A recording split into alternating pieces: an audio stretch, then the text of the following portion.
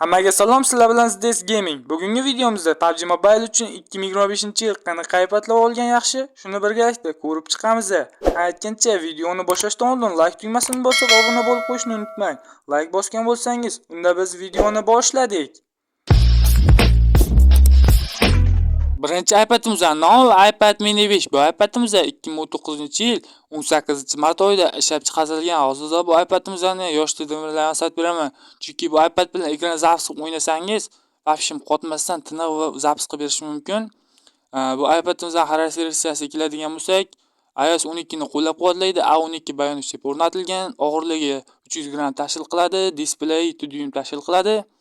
Bu iPadingiz bilan klass turnirlarga qatnashsangiz, qotmasdan vafshim mazza qilib topirlarni olib chiqishingiz mumkin. Bu iPadimizdan necha FPS ko'taradi desangiz, 60 FPS ni to'liqligicha ko'tarib berar ekan.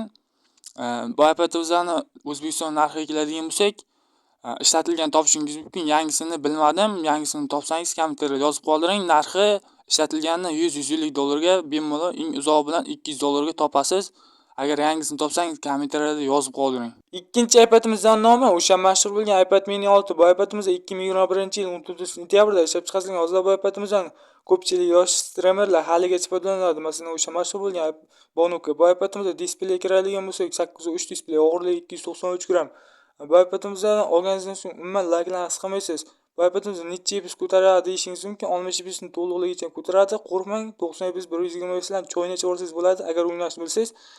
Narxiga keladigan bo'lsak, O'zbekistondagi 2025-yilda narxi ishlatilgani 150 dollarga topishingiz mumkin. Yangisini 400-300 dollarga bemalol topsangiz bo'ladi. Videoni o'tkazmasdan shu joygacha ko'rganingiz uchun rahmat aytib qolaman. Keyingi videoda ko'rishguncha sog' bo'linglar.